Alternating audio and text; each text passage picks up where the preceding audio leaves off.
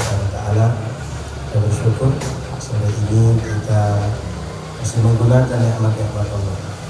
Betul Bu, kita gunakan nikmat Allah. Sehari 24 jam nggak putus. Kita mau ibadah atau tidak dikasih nikmat, dikasih kesempatan bernafas, dikasih kesempatan melihat, berpikir, apa saja Allah kasih. Taat kita atau tidak dikasih Allah. Benar nggak Bu?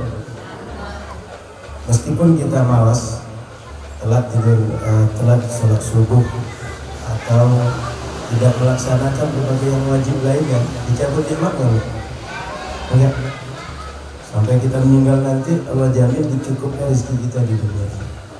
Sehingga jangan pernah kita menganggap saya tidak dapat nikmat hari ini, saya tak ada rezeki hari ini. Semua kita sampai meninggal nanti Allah cukupkan rezeki. Dan cukup baru habis kita di dunia. Maka alhamdulillah kita bersyukur dengan nikmat Allah yang terus mengalir ke kita. Mudah-mudahan kita semua di akhirat termasuk orang-orang yang dicatat pada bersyukur kepada Allah Subhanahu wa Ta'ala. Amin ya rabbal alamin. Salawat dan kirim salam kepada Rasulullah Sallallahu Alaihi Wasallam. Mudah-mudahan di akhirat kita berkumpulnya bersama Nabi Muhammad Sallallahu Alaihi Wasallam. Amin ya rabbal alamin. Ibu-ibu yang dimuliakan Allah, saat ini kita berada di bulan Rabiul Awwal. Bulan apa Bu? Di antara kita ada nggak Bu yang masih tidak hafal bulan Hijriah? Hafal semua Bu? Ada yang tidak hafal Bu? Ada yang tidak hafal? Santriwati hafal semua? Bulan Hijriah hafal? Muharram, Safar, Rabiul Awal, Rabiul Akhir, Jumadil Ula, Rabiul Akhir, Rajab, Sya'ban, terus Syawal, Zulqa'dah, Dzulhijjah. Ini 12 bulan ini mesti kita hafal. Kenapa? Satu, kita wajib puasa setiap bulan kapan Bu? Satu bulan itu mesti puasa kapan? Kita tahu Ramadan kalau sebelumnya ada bulan Sya'ban. Betul? Ada Sya'ban, ada Rajab. Begitu juga kita tahu Oktober sebelumnya ada bulan ada September, ada Agustus. Kita kalau zakat fitrah kapan Bu? Saat Ramadan atau ketika Idul. Kita tidak tahu kapan bayar zakat kecuali kita tahu Ramadan masuk. Kita tahu Idul Fitri. Betul Bu? Sudah itu kita haji. Boleh nggak Bu berangkat sekarang? Agar saya tidak desak-desakan. Kalau desak-desakan nanti bisa saya mati atau terinjak orang. Berangkat sekarang boleh nggak Bu? Kenapa? Al-Hajju ashhurum ma'lumat. Betul? Ada santriwati? Al-Hajju ashhurum. Allah menetapkan kapan kita berangkat haji. Gak boleh berangkat kapan kita mau, tapi harus berangkat di bulan yang ditetapkan oleh Allah. Maka kita menghafal bulan Hijriah, tahu kapan bulan Hijriah itu mesti Bu. Termasuk setiap bulan kalau kita ingin puasa tengah bulan, tanggal 13, 14, 15. Bisa nggak kita puasa tanggal 13 kalau nggak tahu tanggal satunya kapan? Nggak bisa kan? Tanggal satunya nggak tahu kapan, otomatis tanggal 12, 13, 14, 15 nggak tahu kapan jadinya. Betul? Sementara setiap bulan kita dianjurkan puasa sunnah tanggal 13, 14, 15. Jadi ibu-ibu di awal poin pengajian kita tolong dihafal tanggal bulan penanggalan Hijriah. Kenapa? Terkait dengan ibadah kita. Termasuk ini kan sebagian ada ibu muda, kalau anak lahir pernah dicatat nggak tanggal Hijriahnya? Tanggal berapa di Hijriah lahir? Anak lahir 28 Sya'ban atau lahir 17 Rajab. Pernah catat nggak Bu? Kira-kira menurut Ibu penting atau tidak? Tahu bulan kenapa pentingnya? Anak kita Bu, balik itu tandanya 3 Bu. Satu, kalau laki-laki dia mohon maaf mimpi basah. Kalau perempuan mengalami haid atau menstruasi. Kalau nggak mengalami dua ini apa tandanya Bu? Anak kita balik? Ada yang tahu Bu? Tanda anak kita balik Bu? Santriwati tahu tanda balik yang ketiga? Dia 3 tanda balik itu. Suaranya besar? Enggak. Jakunnya tumbuh? Enggak. Kalau jakun tumbuh, perempuan enggak tumbuh jakun, Bu. Kalau suara besar, ada orang yang semakin besar justru suaranya makin kecil, Bu. Iya enggak, Bu? Apa tanda ketiga? Apa? Usia 15 tahun. Maka anak ibu kalau sudah usia 15 tahun dia pasti balik, Bu. Tapi 15 tahun yang dimaksud 15 tahun Hijriyah. Maka catat nanti, Bu, kalau anak kita lahir, dia lahir. Anak kita lahir tanggal berapa Hijriyah? Kita kan sering hafal tanggal 13 November misalnya, 10 Januari, betul, Bu? Hijriyah nggak nyatat kan, Bu? Maka mulai sekarang ibu-ibu tolong dicatat anak lahir tanggal berapa. Kenapa? Tanda balik anak satu di antaranya usia 15 tahun. Sudah itu, Bu. Anak kita ini kan menstruasi yang perempuan, Bu. Anak itu menstruasi paling cepat usia berapa, Bu? Pernah perhatian nggak, Bu? Usia berapa, Bu? Santriwati usia berapa? Secara keilmuan paling cepat 9 tahun. Kalau sebelum itu dia menstruasi, dia haid, tidak dihitung sebagai tanda dia balik. Kita tahu dia 9 tahun, kalau kita tahu tanggal lahirnya dengan apa, catat tadi, Bu? Tanggal Hijriyah. Jadi setelah ini ibu-ibu, kalau anak lahir, adik lahir, kemenakan lahir, cucu lahir, catat tanggal Hijriyah. Kenapa? Terkait dengan ibadah. Paham nih, Bu? Oke. Siang ini, sore ini kajian kita tentang adab-adab sholat. Ibu-ibu yang dimuliakan Allah, sholat itu apa sih, Bu? Kan kita sholat hari ini. Apa sih sholat itu? Apa sholat kena? Santriwati? Apa? Tiang agama. Selain itu apa sholat itu? Doa. Secara bahasa sholat itu artinya doa. Tapi secara definisi agama, dia sebagai ibadah tertentu, aqwal wa af'al muftatahatun bitakbir muhtatamatun bitaslim. Salat itu adalah ibadah yang di dalamnya ada bacaan. Betul, Bu, ada bacaan? Baca Al-Fatihah, baca takbir, baca ayat. Betul ya? Baca tasbih. Lalu ada af'al, ada perbuatan. Berdiri perbuatan nggak, Bu? Kita duduk, kita rukuk, sujud, perbuatan tidak? Ibadah yang ada perbuatan, yang ada ucapan, dimulai dengan takbir. Betul? Allahu Akbar, takbiratul ihram. Dan ditutup dengan salam. Ada nggak, Bu, ibadah selain sholat yang dimulai dengan takbir, ditutup dengan salam? Ada? Contoh, puasa. Begitu bangun pagi, sebelum masuk waktu subuh, Allahu Akbar, saya niat puasa. Ada nggak gitu? Pernah nggak orang gitu? Ya ada. Waktu nanti sore mau berbuka, saya mau berbuka. Assalamualaikum warahmatullahi, minum air. Ada nggak? Nggak ada. Atau kita mau zakat, datang ke masjid, datang ke amil zakat, atau ke basnas, atau ke lasnas. Bismillahirrahmanirrahim, Allahu Akbar, saya tunaikan zakat saya. Ada nggak? Dan ketika selesai, Assalamualaikum warahmatullahi, zakat sudah selesai. Ada yang gitu? Maka salat ibadah yang dia ada ucapan, ada perbuatan, dimulai dengan, ditutup dengan. Jadi setiap ibadah itu, Bu, dia punya definisi, dan definisi membedakan satu ibadah dengan yang lain. Yang kedua, Bu, tadi kan pengertian sholat. Kenapa kita sholat, Bu? Siapa yang suruh kita sholat? Allah yang suruh, Bu. Yakin? Dalilnya berarti ada dong. Kalau Allah suruh berarti Allah menyampaikan berdasarkan firman-Nya. Ada ayat Al-Qur'annya. Ada, Bu? Apa ayat yang kita hafal yang paling mudah bahwa Allah suruh sholat dengan ayat itu?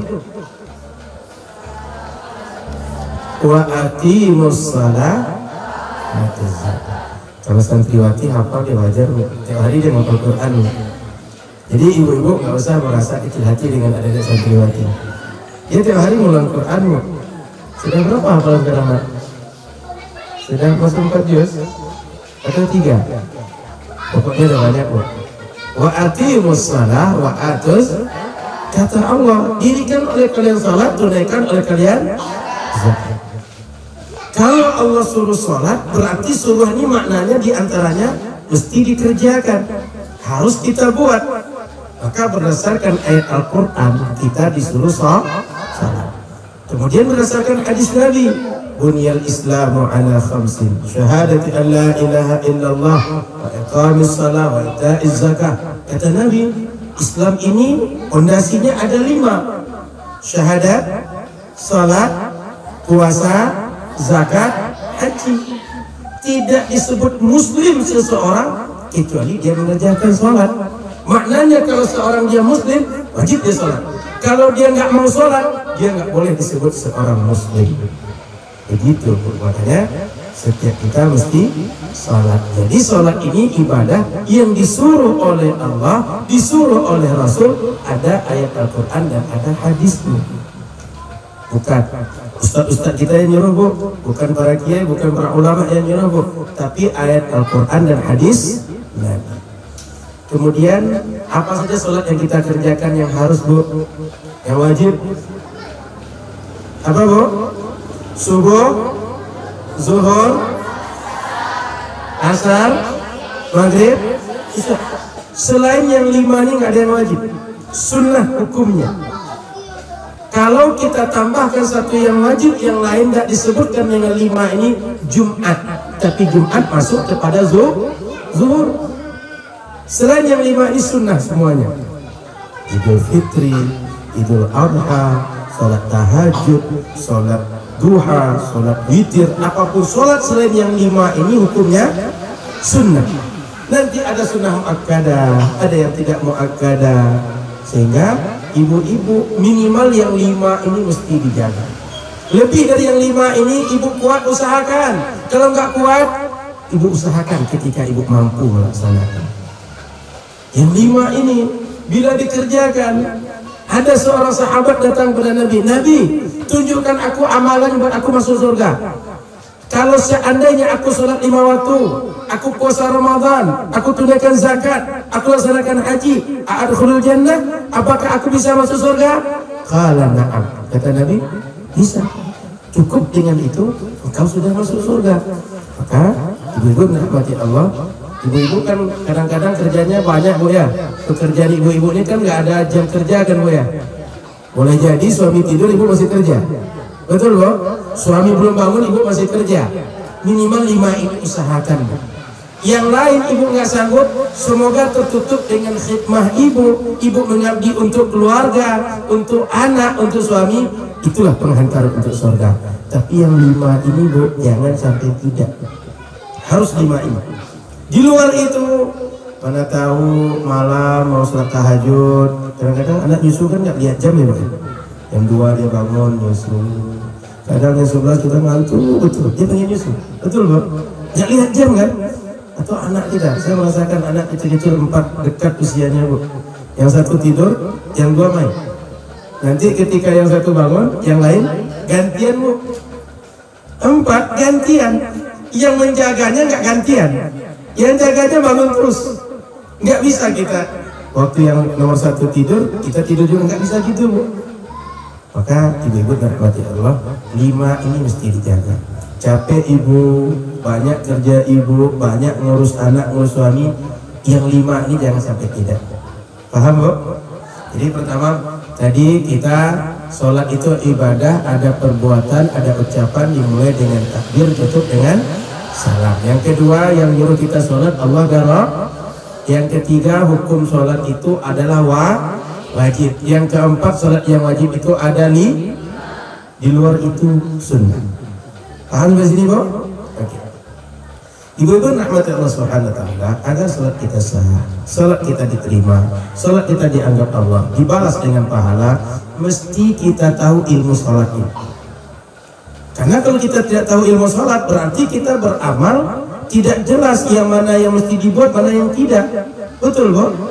Yang namanya tidak tahu, boleh jadi kita kerjakan sesuai dengan aturan syariat, boleh jadi tidak. Betul? maka mesti kita perhatikan ada syarat sah sholat. Artinya kalau ibu kerjakan syarat sah sholat ini, sholat ibu baru bisa diterima. Dan dia bukan merupakan pekerjaan sholat. Artinya dia tidak ada di dalam sholat kita, Bu. Tapi mesti terpenuhi selama kita sholat. Apa syarat sah sholat itu? Pertama, mesti sholat di waktunya. Kan dibatasi syariat waktu, Bu. Ada subuh, ada zuhur, ada asar. Kalau sekarang sholat maghrib sah tidak, Bu? Kenapa tidak sah? Waktu belum masuk. Sholat asar boleh tidak, Bu? Kenapa boleh? Masih di waktu Maka syarat pertama agar sholat kita sah mesti di waktunya. Maka ibu-ibu kerjanya kalau seandainya mau sholat itu, lihat ini jam berapa sekarang? Sudah masuk waktu zuhur 12:04 misalnya. Sudah 12:04 atau belum? Nanti waktu maghrib, waktu asar jam 3:15 misalnya. Tengok, sudah 3:15 atau belum? Bila sebelum waktunya kita kerjakan dan sesudah waktunya, nggak diterima ibadah kita. Kenapa? Dia ditentukan syariat dengan batas waktu. Yang kedua, ibu agar sah ibadahnya mesti menutup aurat. Ibu-ibu, yang ibu-ibu dulu, nanti santriwati. Auratnya apa, Bu? Aurat ibu-ibu apa, Bu?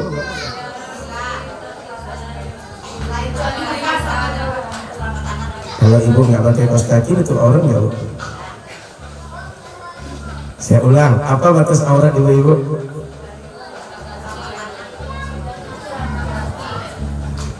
Santriwati, apa aurat perempuan? Ujung kepala sampai ujung, kecuali telapak tangan dan muka. Maka perempuan, Bu, boleh dia nampak wajah dia, Bu. Selain itu nggak boleh, Bu. Kemudian tangannya dihitung telapak tangan itu selingkarinya, Bu. Maka ibu kalau pakaian rapi begini dalam, kita nggak bawa mukena, Bu. Kita kan bisa pakai mukena, Bu, ya, nggak bawa mukena. Kita pakai manset atau dengan bajunya menutup sampai sini. Mungkin modelnya dipakai kancing atau pakai karet, menutup sampai sini. Kakinya tertutup oleh pakaian, nggak terbuka, dia sah sholat ibu. Kenapa? Menutup. Makanya bagus, Bu, kalau ibu-ibu apakah pergi kemana atau ikut pengajian atau ke masjid pakai kaos kaki, Bu.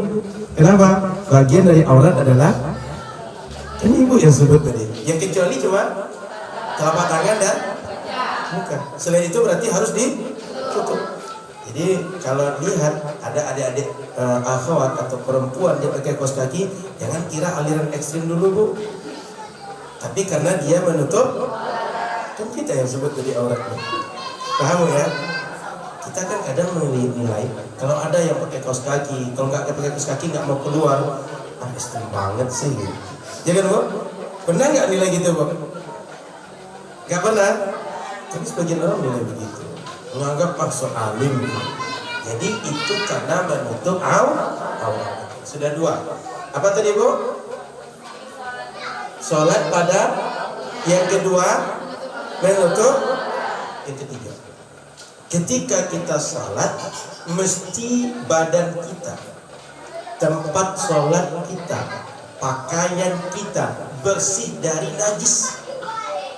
Tiga ini, Bu. Badan, mohon maaf, badan ini mulai dari ujung rambut sampai ujung kaki, Bu.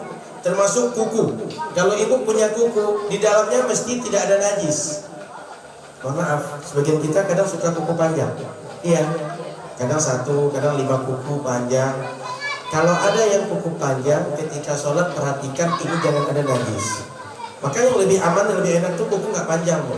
Karena kalau panjang itu ada kemungkinan nyelip nanti najis atau kotoran. Sehingga ketika sholat kita bisa membawa najis. Itu satu. Yang kedua, pakaian.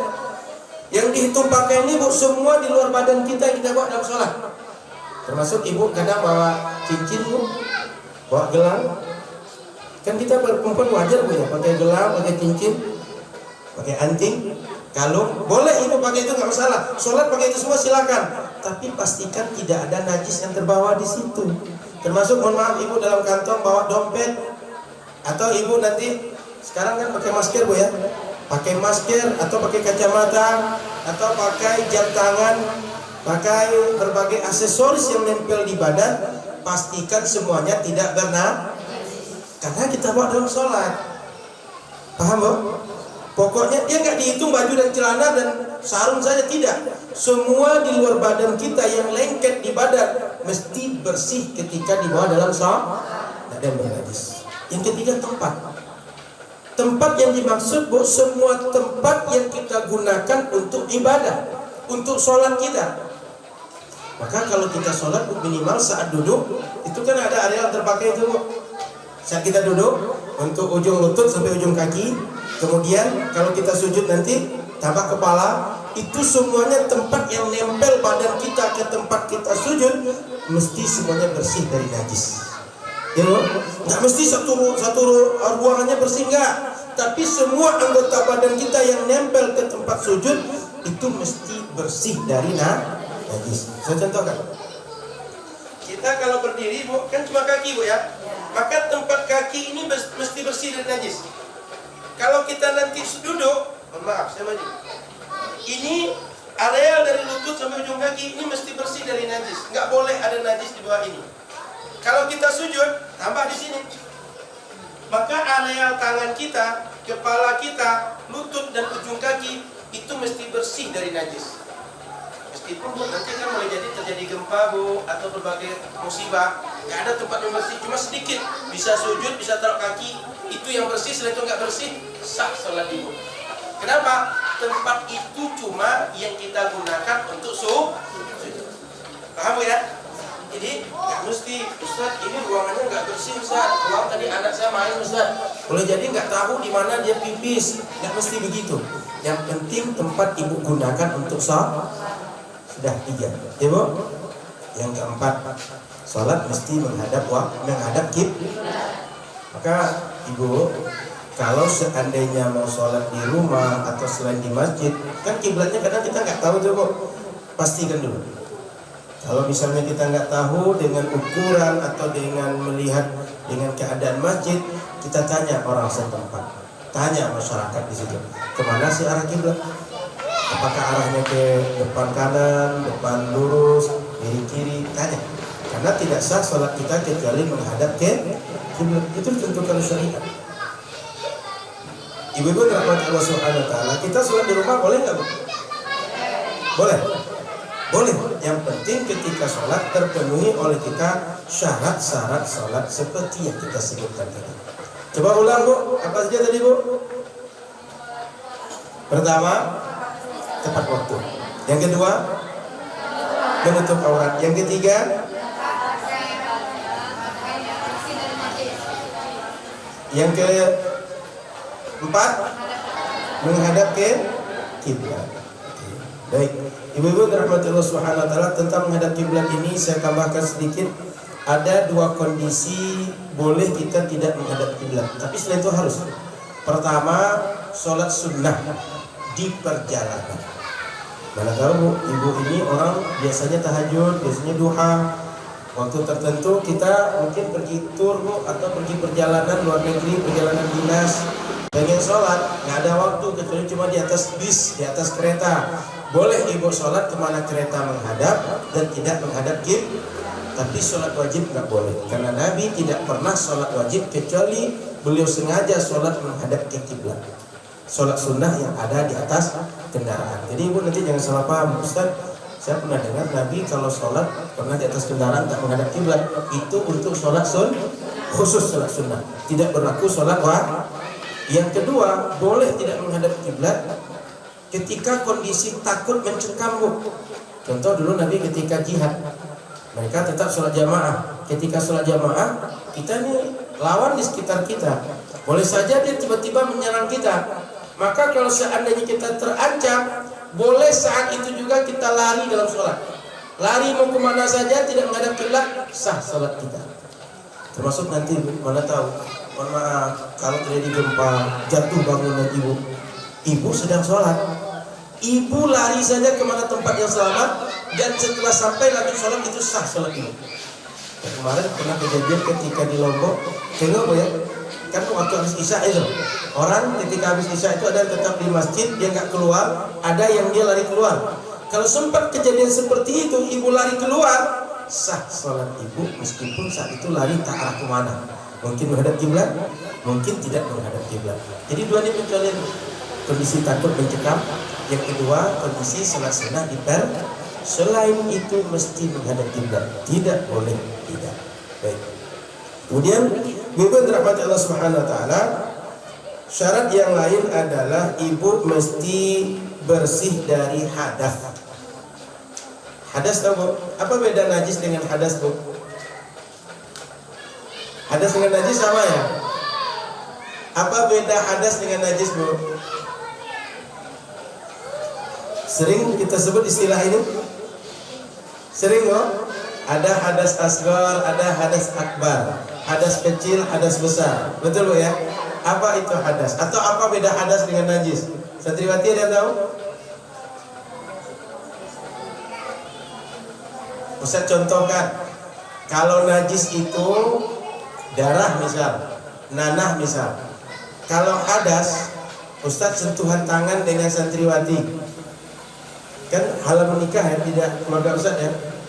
Itu contoh hadas. Contoh kedua hadas itu, mohon maaf, kentut. Jadi batal wudu. Itu jadi berhadas namanya. Apa bedanya hadas dengan najis?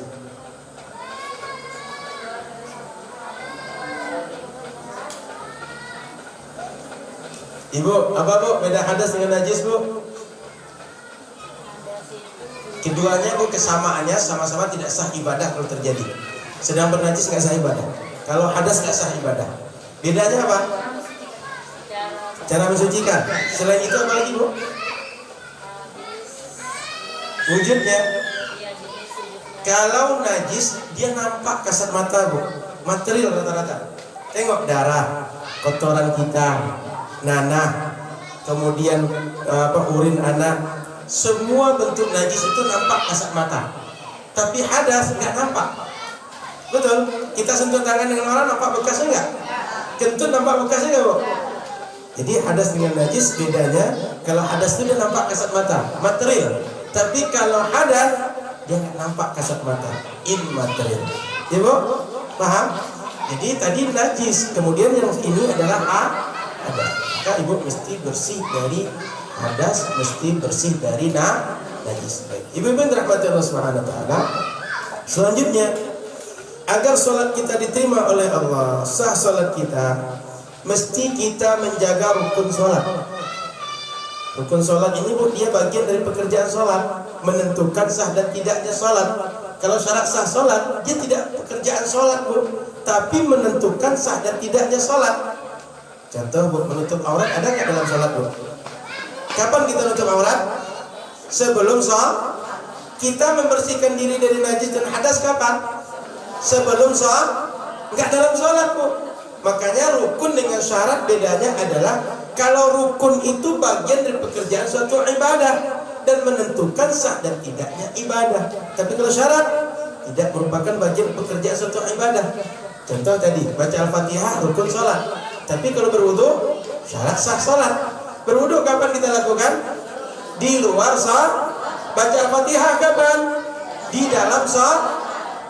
Itu beda rukun dengan syarat. Kan ibu sering tuh kalau ada pengajian tentang rukun puasa, syarat sah puasa, ya Bu, seperti barusan ada syarat sah sholat, ada rukun sholat, ada rukun, ada syarat. Sering begitu dalam kajian fikih. Bedanya keduanya sama dalam menentukan sah dan tidaknya ibadah. Rukun merupakan pekerjaan suatu ibadah, syarat bukan merupakan pekerjaan suatu ibadah. Baik, kita tengok pada rukun Bu, karena syarat dah selesai tadi, aman kita dah, 5 tadi sudah. Sekarang rukun ada 13. Pertama rukun sholat itu adalah Bu, yang disebut niat itu apa? Misal, anggap saya rumah saya di situ Bu, saya mau sholat ke Majlis Taklim Az-Zahra ini. Begitu saya keluar rumah, saya pengen sholat ke sini. Sudah niat atau belum Bu? Sudah niat. Sampai sini tinggal berdiri di shop. Sudah niat atau belum nih Bu? Sudah. Kalau sudah niat, seandainya saya ngobrol dari rumah ke sini, sah nggak sholat saya? Boleh nggak saya ngobrol Bu? Dari rumah ke sini saya bicara sama kawan, boleh nggak? Atau saya berangkat dengan istri, sampai berangkat saya ngobrol di jalan, boleh tidak?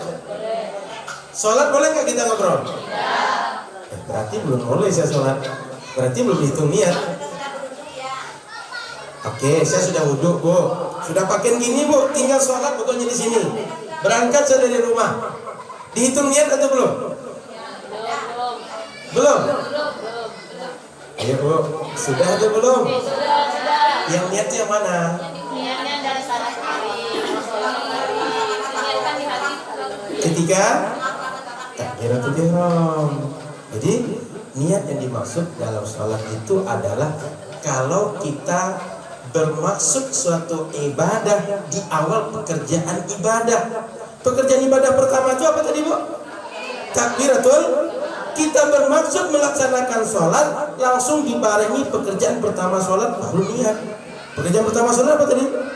Allahu Akbar, takbiratul ya. Maka niat yang benar, yang dianggap niat sholat, ketika kita berdiri Allahu Akbar, itu yang benar.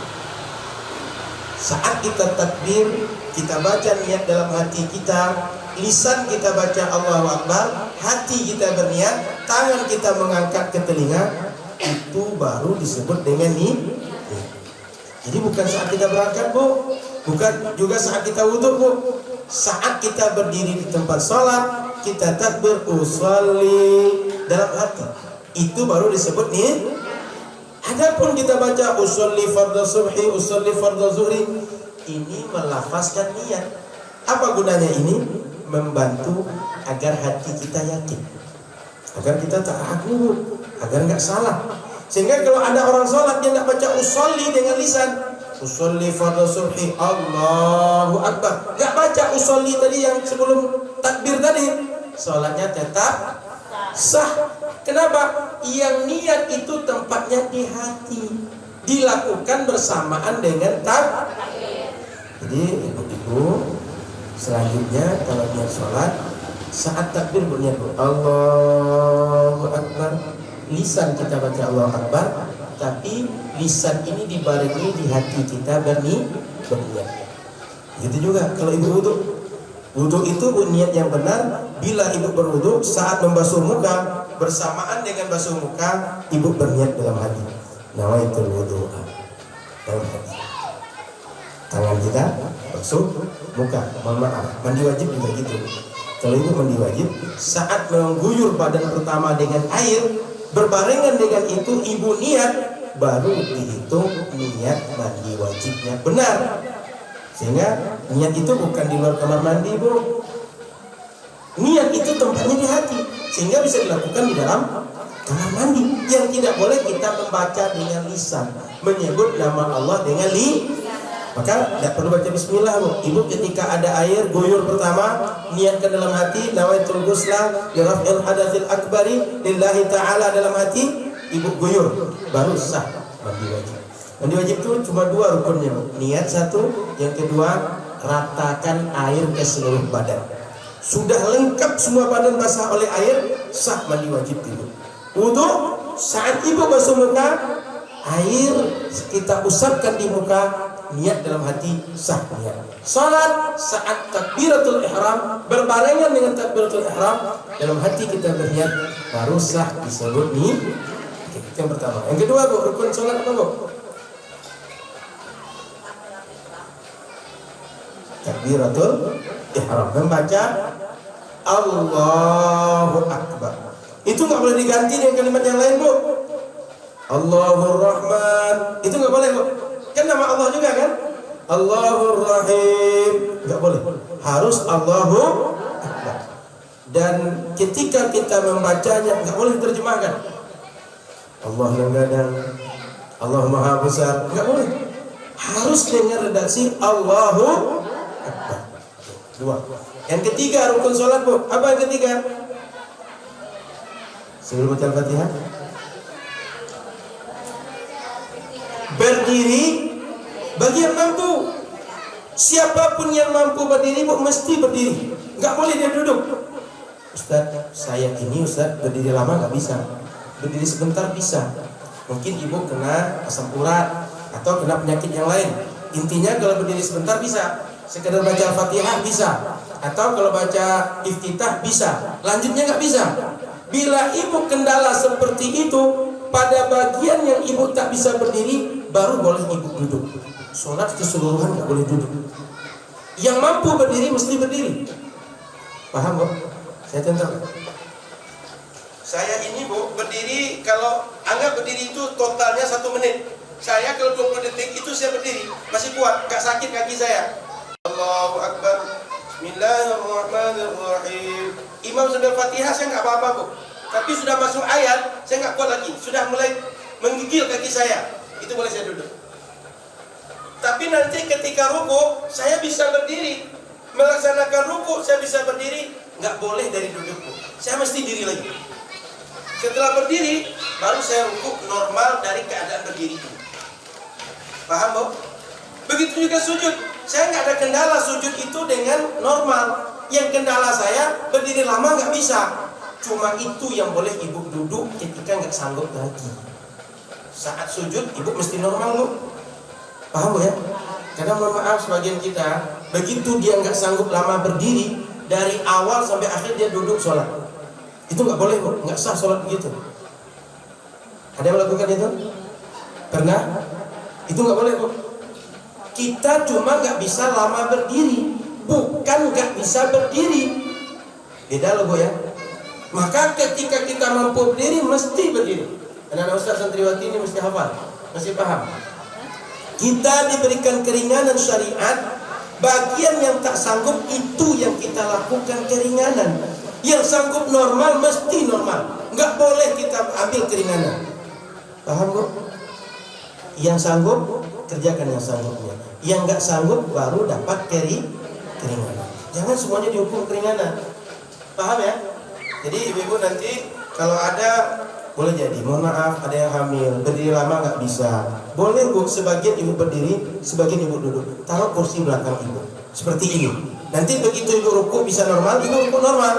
Sujud bisa normal, ibu sujud normal. Begitu nanti baca Al-Fatihah berdiri, nggak sanggup lama, saat mulai tidak sanggup ibu duduk, dan ketika sudah sanggup lagi ibu laksanakan normal.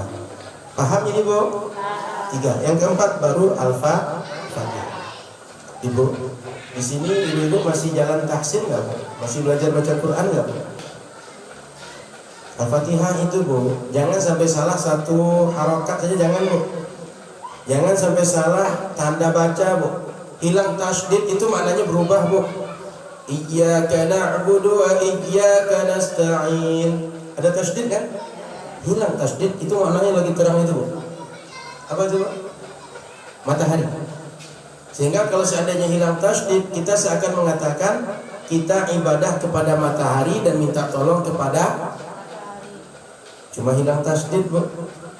Jadi bahasa Arab itu Bu, dia nggak boleh salah-salah baca. Maka ibu meskipun sudah tua, mohon maaf usia sudah 60, 50, minimal Al-Fatihah mesti benar Bu. Karena setiap sholat mesti dibaca. Kalau surat yang lain ibu nggak benar bacanya, ibu nggak wajib baca Bu. Tapi Al-Fatihah setiap sholat mesti. Salah Al-Fatihah, ibu nggak sah rukunnya, nggak sah rukun, nggak sah sholat. Bahasa Arab itu dia gampang aja, cuma beda mat, beda makna. Contoh dalam bahasa Arab yang mudah lah. Ada kalimat matarun, mim, ta, ra, matarun. Ada santriwati apa artinya? Matarun, mim, ta, ra, matarun. Semuanya tidak ada mat. Mimnya pendek, to pendek, ro pendek, matarun. Apa artinya? Tahu? Yang kedua, matarun, pakai mat to-nya. Hurufnya sama, bedanya to pakai mat, yang tadi tidak. Apa saja artinya? Matarun apa? Hujan. Yang mana yang pertama, yang kedua? Yang pertama, yang kedua? Bandar. Coba matarun nggak ada mat, artinya hujan yang turun dari atas itu. Tapi yang kedua pakai mat, matarun, tempat pesawat naik dan turun itu yang ada di Simpang 3, Bandar Udara Sultan Syarif Qasim. Bedanya cuma mat panjang dan pendek. Maka ibu-ibu ketika sehari-hari ibu tidak sibuk, saya sarankan minimal Al-Fatihah mesti benar Bu. Datang di sini belajar dengan Pak Ustazah di sini atau ada di sini, minimal Al-Fatihah Bu. Yang lain, kalau ibu cukup waktu pengen melengkapi, pelajarilah yang lain. Tapi minimal sekali Al-Fatihah harus benar, karena ibu akan sholat. Kalau tidak benar, ibu gak sah sholat. Ya bu. Jadi yang keempat rukunnya Al-Fatihah. Al-Fatihah ini dalam mazhab kita, mazhab Syafi'i, dibaca mulai dari Bismillahirrahmanirrahim sampai waladhdallin, itu semuanya Al-Fatihah. Kalau dibaca keras ayat yang lain, Bismillah juga. Kalau tak dibaca keras, Bismillah juga tak dibaca keras. Paham bu? Kan sebagian ada bagian itu. Alhamdulillahirabbil alamin. Ada yang gitu bu? Di dalam mazhab kita, mulai dari Bismillah itu adalah Al-Fatihah. Baik. Yang kelima bu, rukun sholat adalah rukuk. Rukuk ini disebut dengan rukuk bila badan kita merunduk dan tangan kita memegang lutut. Maka paling minimal rukuk itu, izin ya bu ya, saat kita merundukkan badan, minimal tangan kita sampai ke lutut bu. Itu minimal rukuk. Maka kalau ada, mungkin kita ada yang sakit tulang ya, atau sudah usia uzur, sehingga rukuk cuma bisa segini dikit, itu sudah sah rukuk. Cuma gini aja, itu sudah sah rukuk. Tapi yang sempurna, yang ideal rukuk itu kalau kita lurus sudut 90 bu, ini lurus, kemudian mata kita lurus natap ke bawah, sehingga kalau ditaruh gelas di punggung gak tumpah bu. Itu yang sempurna. Paham bu? Jadi ada batas minimal, ada yang sempurna. Jadi kalau ibu nanti lihat ada bapak-bapak dia cuma gini, Ustaz sah nggak sholatnya Ustaz? Itu sah. Keadaan rukuk paling mini. Maka ibu-ibu boleh jadi ada ibu yang tulangnya sakit atau sudah putus, minimal itu bu, tangan kita memegang lutut. Dan kalau seandainya ingin yang sempurna, lurus punggung kita. Ya bu? Oke. Lanjut. Setelah rukuk tumakninah. Gerakan sholat kita rukuk, i'tidal, sujud, berdiri, semua gerakan sholat mesti ada tumakninah. Tumakninah itu artinya tenang, tidak bergerak sama sekali. Baik gerakan sebelum dan sesudahnya itu ada jeda, nggak ada gerakan sama sekali.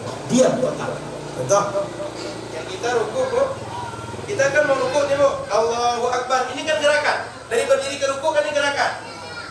Kita mesti tenang dulu, baru kita berdiri. Nah, itu namanya tumakninah. Tapi kalau kita rukuk langsung gerak, nggak ada tumakninah. Jadi tumakninah itu artinya diam. Memang tidak ada gerakan sama sekali, total. Mau ibu baca tasbih atau tidak, dihitung tumakninah. Karena tumakninah itu perilaku, perbuatan, bukan bacaan. Berapa lama sih tumakninah itu? Minimal selama kita baca subhanallah. Artinya ibu saat rukuk subhanallah sudah dilakukan selama baca subhanallah, ibu sudah dihitung tumakninah. Jadi Allahu Akbar, sudah tenang sejenak, enggak sempat baca subhanallahil azim wa bihamdi, cuma selama baca subhanallah sudah dihitung tumakninah. Itu harus dilakukan. Kalau tidak, sholat ibu tidak sah. Setelah ruku, kemudian tumakninah, i'tidal. I'tidal itu apa bu? Sami'allahu liman hamidah. Kita di dalam mazhab Syafi'i, ketika sholat dan kita amalkan di negeri kita, Sami'allahu liman hamidah. Lalu bacanya dibaca semua bu. Baik imam, baik makmum sama. Sami'allahu liman hamidah. Rabbana lakal hamd. Sampai akhir kita baca bu. Bukan hanya Rabbana lakal hamd atau Sami'allahu liman hamidah, enggak, tapi sama bacaan imam dan semuanya kita baca sampai akhir. Lanjut, setelah itu sujud. Ketika sujud, 7 anggota sujud mesti nempel bu. Mana yang 7? 1, 2, 3, lutut kanan, lutut kiri, ujung kaki kanan, ujung kaki kiri. 7 itu mesti nempel, nggak boleh tidak. Maka mohon maaf, anak-anak ustadz yang santriwati, kadang kan ada sholat anak-anak itu yang angkat kaki bu, itu sujud nggak boleh. Karena ada yang angkat bu, dimainkan kaki, itu nggak boleh. Mesti nempel yang 7 tadi itu. Kepala ini mesti nempel. Makanya kalau kita rambut panjang yang laki-laki atau perempuan, ini jangan sampai nutup. Kalau ibu pakai mukena, pakai jilbab, ini jangan nutup, Bu. Ini nempel. 7 anggota sujud ini. Mesti nempel ke tempat kita sujud. 7. Kepala ini sunnah, nggak wajib. Jadi jangan pula ibu nanti cuma hidungnya nempel, Bu. Kepala tidak, nggak boleh. Harus kepala ini, hidung ikut ke kepala. 1, telapak tangan kanan, kiri, lutut kanan, lutut kiri. 5, ujung kaki kanan, ujung kaki kiri. 7, mesti nempel ke 7. Lanjut. Kemudian saat kita ruku, tangan kita, Bu, nggak mesti rapat, boleh kita renggangkan. Artinya jari-jari ini, Bu, boleh renggangkan. Kemudian mohon maaf, laki-laki dan perempuan dalam sholat ada perbedaan, Bu. Di antara perbedaan itu adalah kalau laki-laki semua persendian ini nanti, Bu, apa namanya, rusuk dengan tangan ini dijarangkan, gitu, Bu. Tapi kalau perempuan itu mohon maaf, ini rapat, nggak boleh dijarangkan. Betul, betul, jadi jarangkan nggak? Ya, mesti dirapatkan. Kalau nggak rapat itu jarang, ya tuh, nggak boleh dijarangkan, mesti rapat. Laki-laki dia tidak dirapatkan. Begitu juga ketika sujud, ibu-ibu nggak boleh dijarangkan, mesti dirapatkan ke badan. Maka satu di antara perbedaan cara sholat laki-laki dan perempuan, perempuan itu saat ruku, saat sujud, badannya dirapatkan dengan tangan dia. Sehingga ketika takbiratul ihram laki-laki ngangkat ini, Bu. Ibu nggak ngangkat gitu. Ibu Allah. Ini nggak dijarangkan antara tangan dengan rusuk kiri dan kanan. Paham, Bu, ya? Lanjut. Sudah ruku, sujud sudah. Kemudian setelah sujud ada duduk di antara dua sujud. Duduk di antara dua sujud ini, Bu, sama dengan duduk tasyahud awal. Nama duduknya duduk iftirash. Apa duduk iftirash itu, Bu? Kaki kanan ibu luruskan, jempol kita menahan, kaki kiri kita masukkan ujungnya ke bawah kaki kanan. Itu namanya iftirash. Semua duduk di antara dua sujud. Duduk tasyahud awal caranya begitu. Duduk tasyahud akhir namanya tawarruk. Tawarruk itu adalah, mohon maaf, pantat kiri kita dudukkan di lantai, kaki kanan kita tegakkan. Saya mohon izin contohkan, Bu, ya. Mohon maaf kalau di sebelah belakang Ibu. Kalau kita duduk begini namanya iftirash. Pantat kita, mohon maaf, di atas kaki kita. Tapi kalau sudah di atas lantai, kaki kiri, mohon maaf, pantat kiri di lantai, ini namanya tawarruk. Ya, Bu? Ini cuma dilakukan ketika tasyahud akhir. Baik sholatnya 2 rakaat, 3 rakaat, 4 rakaat. Apa hikmah di balik itu? Kita kalau iftirash, Bu, masih akan berdiri, sehingga ibu mudah berdiri. Tapi kalau tawarruk, ibu salam, lalu ibu akan berzikir. Kalau ibu sudah duduk seperti itu, kata sekarang sudah PW, Bu. Tahu, ya? Sudah nyaman posisinya untuk zikir. Senang kalau ibu mau salam lalu berzikir, berdoa, enak duduk gitu. Ya, Bu? Jadi duduk tasyahud awal, duduk di antara dua sujud, nama duduknya iftirash. Apa bacaan di situ? Rabbighfirli warhamni warfa'ni wahdini. Ibu baca 8 poin itu. Kalau seandainya ada yang bilang cuma 7, cuma 6, ibu nggak usah ribet, baca 8 itu. Logika paling mudah, ini kan doa semua. Semakin banyak doa semakin bagus, ya, Bu? Karena ada orang yang menyebutkan, katanya cuma 7, redaksinya yang 1 enggak. Itu hadisnya enggak sahih. Ibu nggak usah ribet masalah itu. Ibu amalkannya yang 8 tadi. Saya tanya, ibu suka doanya 7 atau 8? Lebih banyak mana? Lebih banyak 8. Kira-kira kita minta 7 dengan minta 8, lebih banyak mana permintaan kita? Kalau dikasih lebih banyak mana? Ibu suka yang banyak atau sedikit? Paham, ya? Jadi bacanya Rabbighfirli sampai wa'afini wa. Ketika ibu sujud tadi, bacanya Subhana Rabbiyal A'la wa bihamdi. Kalau ruku, Subhana Rabbiyal Azimi wa bihamdi. Ustaz, bagaimana kalau terbalik? Boleh, sah. Ustaz, bagaimana kalau bacanya subhanallah walhamdulillah wa la ilaha illallah Allahu akbar? Boleh juga. Atau subhana rabbil azim wa bihamdi, boleh juga. Atau subhanakallahumma wa bihamdika. Apa yang mau hafal tasbih itu semuanya boleh. Atau juga subuhun kudusun rabbuna rabbul malaikati warruh, silakan mana yang ibu hafal. Tapi kalau ibu ingin yang terbaik di antara redaksi yang ada, saat rukuk baca subhana rabbil azim wa bihamdi, saat sujud baca subhana rabbiyal a'la wa bihamdi. Saya baca ringkas Bu, karena mungkin waktu sudah jam berapa sekarang? Kita sampai jam berapa kajinya? Yang jelas kita belum maghrib ya. Kita sampai maghrib aja ya. Gak apa-apa Bu. Siap. Yakin nih Bu? Nah, salat kita di sini. Baik. Kita lanjut.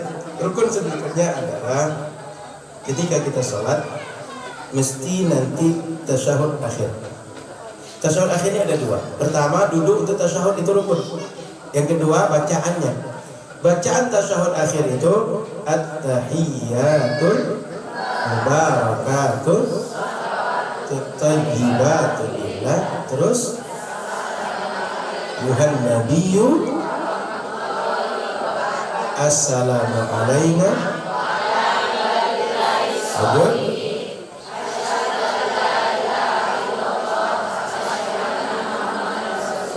Berhenti di situ. Itu namanya sebenarnya tasyahud. Sampai syahadat itu tasyahud. Adapun setelah itu sholawat kepada Nabi. Maka dalam sholat kita bisa baca sholawat Ibrahimiyah. Allahumma salli ala sayyidina Muhammad wa ala ali sayyidina Muhammad kama sallaita ala sayyidina Ibrahim wa ala ali sayyidina sampai fil alamin innaka, itu namanya sholawat. Kalau yang tadi dari at-tahiyyatul sampai asyhadu an la ilaha illallah wa asyhadu anna Muhammad Rasulullah namanya tasyahud. Tasyahud awal hukumnya sunnah, tasyahud akhir hukumnya wajib, nggak boleh tidak. Dan duduk untuk tasyahud akhir hukumnya wajib, tapi tasyahud awal hukumnya sunnah. Sehingga kalau sempat ibu lupa tidak tasyahud awal, ibu lanjut saja. Itu sholat ibu sah. 4 rakaat cuma 1 kali tasyahud itu sah. Ibu cuma meninggalkan sunnah. Jadi kalau sempat kita sholat jamaah, imam kita lupa, kita nggak usah paksa Bu, biar dia lanjut. Nanti ketika sebelum salam, kalau dia sujud sahwi kita ikut. Kalau tidak sujud sahwi, sholat kita tetap tidak batal karena kita mengerjakan rukun. Kita cuma tinggal sunnah Bu, tidak ada meninggalkan rukun, maka sholat kita tetap sah. Lanjut. Rukun yang selanjutnya adalah selawat kepada Nabi Sallallahu Alaihi Wasallam pada tasyahud akhir. Maka ketika tasyahud akhir kita mesti selawat pada Nabi. Adapun selawat pada keluarga Nabi hukumnya sunnah. Maka kalau seandainya ibu membaca Allahumma sholli ala sayyidina Muhammad cukup. Tapi kalau tambah wa ala ali sayyidina Muhammad sampai terakhir sempurna selawat ibu, bagus, cukup semuanya ibu baca. Baik. Kemudian rukun yang selanjutnya adalah salam ke kanan. Salam itu kan dua Bu. Salam kanan, salam ke kiri. Salam itu bacaan yang mesti kita baca adalah Assalamualaikum warahmatullah. Paling minimal Assalamualaikum. Dia tidak mesti Assalamualaikum warahmatullahi wabarakatuh. Tapi yang sempurnanya Assalamualaikum warahmatullah. Minimalnya Assalamualaikum. Paham Bu? Nah, kalau kita ketemu kawan kita, boleh Assalamualaikum warahmatullahi wabarakatuh. Kita nggak tahu kayak oleh ceramah nih Bu. Ketemu kawan, Assalamualaikum warahmatullahi wabarakatuh. Kan nyambut kawan Bu. Mau tahu saking semangatnya dalam waktu ketemu, kayak orang mau tabligh akbar Bu. Boleh nggak gitu Bu? Boleh. Cuma kan orang lagi tanya kan, Ustazah lagi ceramah di mana katanya. Lagi ada acara apa kata orang penting kan Bu? Maka ketika sholat kita baca Assalamualaikum warahmatullahi. Minimal Assalamualaikum. Semua yang kita kerjakan tadi mesti tertib, diurut dari awal ke akhir. Nggak boleh kerjaan sholat itu dibalik-balik. Ustaz, rukun sholat kan 13. Saya mulai dari salam dulu deh Ustaz. Atau saya duduk dulu, atau sholat akhir dulu baru berdiri. Nggak boleh begitu. Mesti diurut. Mulai dari berdiri, kemudian takbir, kemudian baca niat, kemudian takbir, baca Al-Fatihah dan seterusnya. Selanjutnya kita diskusi tanya jawab. Silakan kalau ada yang belum bertanya. Dengan kertas boleh, langsung juga boleh. Boleh, silakan Ustazah. Kalau ada yang bertanya langsung nanti juga boleh, Bu.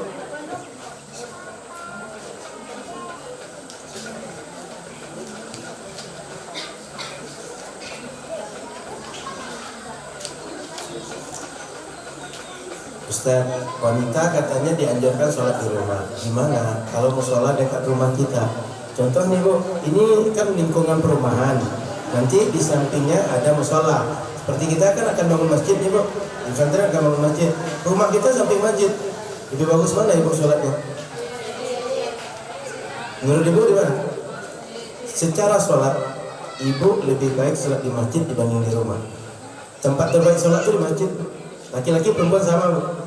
Tapi dari sisi dia fitnah terjadinya, lebih baik di rumah. Maka kalau Ibu aman dari fitnah, nggak ada laki-laki yang akan mengganggu Ibu, nggak ada kemungkinan kita, mohon maaf, terjadi hal-hal yang tidak baik dengan laki-laki. Ibu sebaiknya sholat di musola atau sholat di masjid. Apalagi sekarang Bu, di rumah itu nggak ada suami Ibu ngajarin Ibu Bu. Ada nggak Bu? Habis dia pengajian dia cerita, Dek sini dulu Dek, tadi ada pengajian fikih, kata Ustaz rukun sholat begini. Pernah nggak suami Ibu gitu? Atau habis pulang sholat Jumat dia cerita di rumah, Dek sini dulu, tadi khutbah Jumat hadisnya begini, kata Ustaz begini, kata khatibnya begini. Pernah nggak Bu suami Ibu gitu? Maka Ibu kalau nggak ke masjid, nggak ikut di Majelis Ta'lim Az-Zahra, Ibu nggak akan ngerti hal-hal yang penting dalam agama Bu. Dari mana Ibu dapat? Ustaz kan bisa nonton YouTube, nonton TV. Ibu nanti silakan coba nonton satu video, nanti nonton lagi video yang lain temanya sama. Apa yang terjadi dengan Ibu? Bingung. Apalagi ketika saya kan tadi sebagian saya contohkan Bu ya. Kalau nggak dicontohkan boleh jadi redaksinya tahu, hafal, tapi cara kerjanya nggak paham. Di video kan Ustaznya nggak bisa ditanya Bu. Bisa nggak tanya? Ustaz Somad, tolong contohkan cara ruku dong. Bisa nggak di situ? Nggak bisa. Maka ibu-ibu, kalau mau nonton video, nonton di TV, mungkin sebagian kondisi dia solusi, tapi kadang-kadang dia justru nambah masalah Bu, nambah rusuh Bu. Nonton yang satu, kok caranya gitu sih? Nonton yang itu, kok keterangannya lain lagi? Terjadi nggak Bu? Maka cara belajar yang paling selamat, yang paling bagus itu, Ibu duduk di sini dengan Ustaz. Ustaz menjelaskan, Ibu lihat langsung, dengar langsung, ragu, tanya, nggak paham, minta jelaskan, ya Bu. Karena nonton itu sering kendalanya, Ibu makin nonton makin bingung, iya nggak Bu? Kadang sampai bertengkar dengan keluarga karena beda yang ditonton. Ilmunya sama, yang satu nonton Ustaz Somad, yang satu nonton Ustaz Ikrami. Cara menjelaskannya beda, padahal sama, cuma karena kita nggak paham.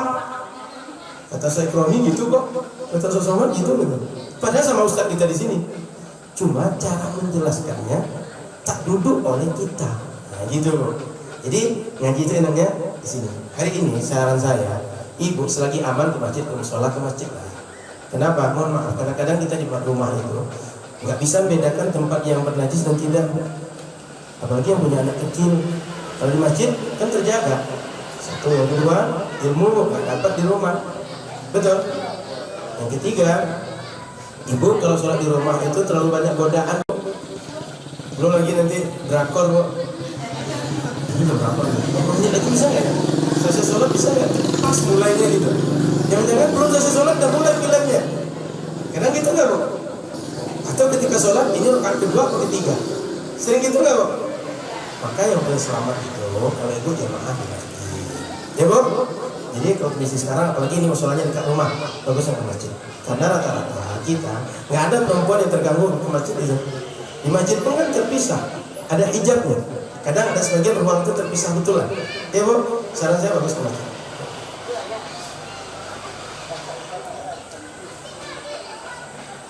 Ustaz, kata Pak Ustaz, hadas dengan najis itu bedanya kalau hadas nampak kasat mata, najis tidak kasat mata. Kalau kita mau sholat ke masjid ditabrak anjing itu hadas atau najis Pak Ustaz? Ditabrak anjing. Nggak tahu yang nabrak siapa nih? Tergantung. Kan kita belum tentu nabrak itu kita dijilat oleh anjing, belum tentu. Kalau sekedar tabrak badan, pakaian kita kering, badan dia kering, nggak apa-apa, nggak nempel najis itu. Kalau dia badan basah, kita kering baru mungkin. Atau sebaliknya, pakaian kita basah, badan kita basah, badannya kering, mungkin nempel. Tapi kalau sama-sama kering nggak nempel. Jadi mana tahu, ibu cuma kamu udah tahu anjingnya dia surut-surut belakang, ibu juga surut-surut, beradu kedua-duanya, itu nggak najis.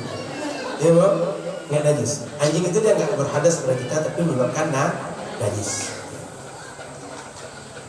Kalau air wudhunya nggak mengalir, letak airnya di ember yang biasa untuk mandi. Apa itu Ustaz? Boleh bu, nggak ada masalah. Ibu nanti perlu mengkaji, ada namanya air yang kadarnya banyak, ada kadar sedikit. Kadar sedikit tuh, dalam bahasa fikih dia nggak sampai jumlah 2 kula. Kalau kita hitung dengan hitungan meter, tempat menampungnya itu 60 cm kali 60 kali 60. Kalau air sebanyak itu atau jumlah liternya lebih kurang 216 liter, kalau sampai sebanyak itu atau lebih dari itu, nama airnya air banyak. Kurang dari itu air sedikit.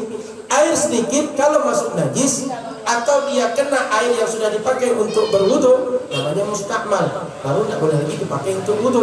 Tapi kalau airnya banyak, seperti ibu punya kamar mandi, tempat nampung air kan? Baknya besar. Di rumah kita kadang-kadang 2 meter per 1 meter dibuat, ya kan bu? Nah, kalau dia besar, lebih dari ukuran seperti 60 kali 60 kali 60 tadi, itu meskipun balik lagi air bekas wudhu kita ke sana, itu nggak jadi mustakmal bu, dan nggak menjadi air bernajis. Jadi ibu tengok dulu ukuran embernya seperti apa. Kalau misalnya cuma gayung kecil atau ember kecil, ibu sebaiknya ketika ngambil itu airnya diambil pakai gayung bu, lalu masukkan ke muka. Tidak dengan tangan langsung ke situ, tapi ambil gayung di luar masuk ke muka, ambil gayung masukkan ke tangan, gayung masukkan ke tangan, baru kepala dan seterusnya. Hindari bekas basuhan tadi basuh lagi ke ember atau ke gayung supaya tidak terjadi air mustakmal. Paham bu ya? Jadi tak selamanya air sedikit itu dia tidak boleh dipakai, atau tak selamanya air di ember menjadi air tak boleh dipakai untuk berwudu. Sehabis sholat ketika kita berzikir, apa boleh baca subhanallah walhamdulillah la ilaha illallah allahu akbar sebagai ganti zikir biasa habis sholat? Ibu-ibu rahmati Allah, zikir setelah sholat itu Nabi mengajarkan banyak redaksi. Ada istighfar, ada la ilaha illallah, ada qul huwallahu ahad, qul a'udzu birabbil falaq, qul a'udzu birabbin nas, Allahumma antas salam, ada ayat kursi. Sehingga ibu dengar kadang zikir di satu masjid beda dengan yang lain. Itu bukan karena satu dari Nabi, satu tidak, semuanya dari Nabi. Cuma sebagian mengambil ada 4 hadis, yang lain ada 5 hadis, ada 4 bentuk zikir, yang lain 5 bentuk zikir. Ibu, yang penting habis sholat zikir dulu bu. Saya ingin minimal Ustaz baca subhanallah, alhamdulillah, Allahu akbar. Silakan. Kata Nabi, orang kalau baca ini 33, sempurnakan 100, Allah ampunkan dosa dia, meskipun dosa dia sebanyak buih di laut. Buih laut itu bisa dihitung nggak bu? Ini untuk menggambarkan dosa banyak pun dihapuskan karena zikir 33 tambah 1 jadi 100. Ya bu? Jadi ibu baca subhanallah alhamdulillah wa la ilaha illallah. Boleh nggak Ustaz? Boleh, silakan. Saya ingin baca 100 Ustaz, silakan. Lebih itu silakan. Yang penting habis sholat jangan sampai nggak zikir. Maka mohon maaf di sebagian masjid kita habis sholat sekarang dikatakan nggak boleh zikir bareng. Itu mudarat anak-anak kita. Jangan-jangan 5 tahun, 10 tahun akan datang dia nggak pada lagi zikir. Kenapa? Dia nggak pernah dengar, dia nggak pernah tahu gimana cara zikir. Kita bu, saya termasuk yang saya baca sholat hari ini, yang saya kerjakan banyak pekerjaan ibadah hari ini, itu banyak yang saya hafal saat saya kecil bu, usia mereka ini bu, usia saya sebelum masuk SD. Karena dulu saya 5 tahun itu sudah ikut-ikutan ke masjid pergi TPA bu, pergi ke surau. Itu dari kecil kita hafal alif, bata, doa sebelum sholat, setelah sholat, doa dalam sholat. Itu kita hafal dulu sejak kecil bu, sampai sekarang hafal semua. Jadi kalau ibu habis sholat anaknya nggak zikir, nggak dibuat zikir bareng di masjid musola, Kita khawatir Bu, 5-10 tahun akan datang anak-anak kita Bu, yang kecil-kecil itu nanti ketika dia sholat sendiri nggak pandai zikir Bu. Kenapa? Nggak pernah dengar dia, nggak pernah dia menghafal. Makanya habis zikir, habis sholat kalau nggak lakukan berjamaah itu Bu, ruginya kita Bu. Makanya Syafi'i bolehkan untuk apa? Litta'lim, untuk ngajarin yang belakang. Yang nggak tahu dia jadi tahu. Yang pandai dia jadi tambah ngerti. Atau minimal ketika orang berzikir dia tak berzikir jadi berzikir. Karena kita kadang-kadang loh, karena orang berzikir kita terbawa berzikir. Orang semangat kita semangat. Tapi kalau orang tak berzikir, jangankan kita pengen zikir, lagi pengen zikirnya Bu, nggak mau zikir kita kadang. Malasnya, nggak ketolongan, malasnya minta ampun. Ya Bu. Kalau habis sholat kita nggak zikir, saya nggak yakin waktu lain ibu-ibu akan zikir. Kita itu kebanyakan habis sholat sama zikirnya. Di lain waktu jarang kita zikir. Sengaja sambil duduk nonton TV zikir 30.000 itu. Saya nggak yakin sambil nonton Korea, subhanallah, subhanallah. Kadang-kadang ibu histeris dulu, aduh jatuh nanti gitu. Karena gitu kan Bu. Kami laki-laki nonton bola itu kadang kaki gerak-gerak sendiri Bu. Rasa menendang bola Bu. Padahal yang main di Jepang, yang main di Amerika, yang duduk di sini. Rasa nendang bola di sini. Kita kan kadang terpengaruh gitu. Jadi nggak zikir kita di waktu itu yang lain. Kalau hari sholat nggak zikir, kapan lagi kita akan zikir? Lalu dalam hidup kapan kita akan zikir kepada Allah? Minimal setelah sholat. Rambut diwarnai selain warna hitam, apakah sah saat sholat? Sah saat sholat. Ini ilatnya. Kenapa nggak boleh rambut dicat selain warna hitam? Jangan-jangan Bu, orang usia 70 dikira usia 17 Bu. Sehingga anak gadis ketika dilamar oleh bapak-bapak, kakek-kakek usia 75, cakep katanya. Usianya baru 27 katanya. Rupanya pas di rumah dibuka pecinya, hilang warna rambut. Kok gini kata dia. Minta cerai kan nggak bisa Bu. Baru nikah. Maka dia karena faktor bisa menipu, tidak menunjukkan keadaan asli. Ibu-ibu rata-rata sudah berubah atau belum Bu? Sudah berubah dicat lagi kan bisa hitam kan Bu? Saya pernah tengok di iklan itu ada orang di Rias itu usianya dia sudah lebih 60 Bu, tapi bisa seperti usia 20-an 30-an karena keterampilan berias. Menipu itu Bu. Jadi kalau dicat sah nggak sholatnya? Sah, tapi pekerjaannya berdosa. Kenapa? Menipu orang. Ya Bu? Sah sholatnya. Kalau isya larut malam boleh tidak usah? Boleh Bu, selama masih di waktu sholat.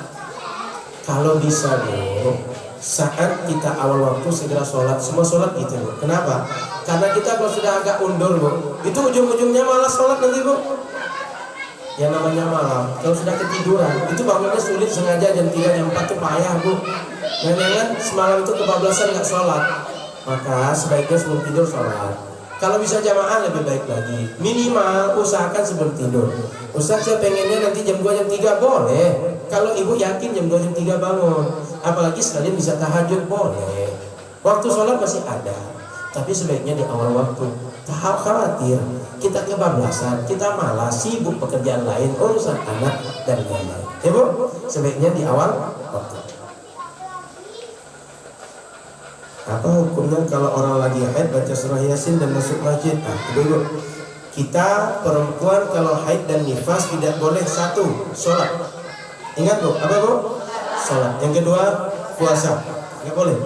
Yang ketiga baca Quran. Baca Qurannya nggak boleh Bu, bukan membawa, baca Quran. Meskipun kita tengok di kaligrafi, tengok di HP, tengok di buku-buku anak, nggak boleh. Baca Quran lagi haid, lagi nifas nggak boleh. Yang keempat membawanya. Kan buku Al-Quran itu mushaf namanya, nggak boleh bawanya, menyentuhnya juga nggak boleh. Yang kelima, nggak boleh tawaf kalau lagi umrah dan haji. Yang keenam, menetap di masjid, nggak boleh. Ini kan bukan masjid. Yang tempat kita ini bukan masjid, sehingga kalau ibu lagi haid tetap ngaji di sini. Tapi kalau nanti kita bangun masjid, ibu kalau lagi haid dari luar dengannya. Ya Bu. Yang ketujuh nggak boleh, mohon maaf, hubungan suami istri sampai bersih nggak boleh. Yang kedelapan, bermesraan, terutama mohon maaf antara pusat dengan paha, dengan lutut, karena khawatir kita nggak tahan, lalu berhubungan sama istri terjadi dosa. Ini nggak boleh bagi orang yang lagi haid dan nifas. 8. Tapi kalau kita nggak wudhu, 3 nggak boleh sholat, nggak boleh baca Quran, nggak boleh tawaf. Ini mesti semuanya wudhu. Kalau junub 5 nggak boleh. 1 nggak boleh sholat. nggak boleh baca Quran, nggak boleh pegang Quran, menyentuh Quran, nggak boleh masuk masjid, nggak boleh tawaf. Tapi kalau junub kita puasa boleh nggak Ustaz? Masih boleh. Mohon maaf contoh, ibu, mohon maaf, malam berhubung sama istri. Ketika subuh, sebelum subuh belum sempat kita mandi, kita masak duluan Bu. Setelah masak sahur, belum sempat mandi sudah masuk waktu subuh. Ibu boleh puasa hari itu. Kenapa? Syarat sah puasa tidak mesti bersih. Tapi sebelum sholat subuh ibu mesti mandi agar sholat subuh ibu sah. Paham Bu? 5 nggak boleh. Sholat, baca Quran, memegang dan menyentuh Quran, menetap di masjid, tawaf. Nggak boleh kalau lagi junub. Kalau lagi nggak wudhu, nggak boleh sholat, nggak boleh pegang Quran, nggak boleh tawaf. Tapi kalau kita lagi nggak wudhu, baca Quran boleh, pegang Al-Quran nggak boleh. Jadi ada santriwati, kalau lagi nggak wudhu, boleh ngulang hafalan boleh, tapi memegang mushaf nggak boleh. Paham? Pegang mushaf nggak boleh. Kalau lagi haid, itu baca Quran pun nggak boleh dalam mazhab Syafi'i. Baca Quran nggak boleh, pegang Quran nggak boleh, bawa Quran nggak boleh. Paham nggak? Dalam mazhab Syafi'i. Kalau nanti kita mengamalkan tetap boleh ketika haid membaca Quran, itu selain mazhab Syafi'i. Paham Bang? Terakhir, apa tanda sholat kita diterima Allah? Di antara tanda yang zahir bahwa sholat kita diterima Allah, kita semakin baik dalam beragama. Itu satu. Yang kedua, bagaimana jika kita sholat tiba-tiba aurat kita terbuka? Apakah kita wajib mengulang sholat? Kalau misalnya ini kan terbuka, ada angin, terbuka aurat kita, begitu terbuka langsung kita tutup, nggak perlu ulang, lanjut ke sholat. Tapi kalau misalnya kita terbuka, tahu kita terbuka, kita biarkan, itu batal sholat. Tapi bila dia terbuka sekejap, kita bisa tutup segera dan kita tutup, nggak batal sholat kita. Tahu? Yang ketiga, sah kita sholat pas sedang azan Ustaz. Pertama pas waktu Jumat. Saat azan itu boleh kita sholat. Waktu sudah masuk. Cuma kan Nabi anjurkan kalau azan sedang berlangsung, sebaiknya kita jawab azan. Setelah jawab azan baru kita sholat. Kalau ada yang sholat gimana? Sah boleh. Cuma lebih baik. Ya Bu. Ya. Boleh Bu. Cuma kalau kita bisa menjawab azan lalu kita sholat lebih baik, kita dapat 2, jawab azannya dan dapat sholatnya. Itu. Jadi sah, nggak dosa, boleh. Cuma lebih baik dengar azan dijawab lalu baru kita sholat. Begitu juga sholat Jumat di masjid sama, di rumah sama. Karena tahu ibu nanti mau pergian atau ibu ditunggu orang. Ini azan sudah masuk. Begitu sudah azan, tanda masuk waktu sudah ada. Ibu boleh sholat saat itu. Nanti kalau misalnya menunggu azan dulu boleh, saat itu juga silakan. Paham ya? Bagaimana membedakan kapan masuknya waktu sholat zuhur? Ustaz, membedakan kapan masuk waktu sholat zuhur? Kalau kita sekarang kan sudah bisa lihat jam, bisa lihat di masjid ada waktu. Lihat aja itu. Kalau nggak lihat gitu gimana? Lihat bayang-bayang matahari. Kalau bisa lihat matahari, kapan? Bila matahari itu kalau dari pagi dia dari timur ke barat, bayangnya kan ke arah barat.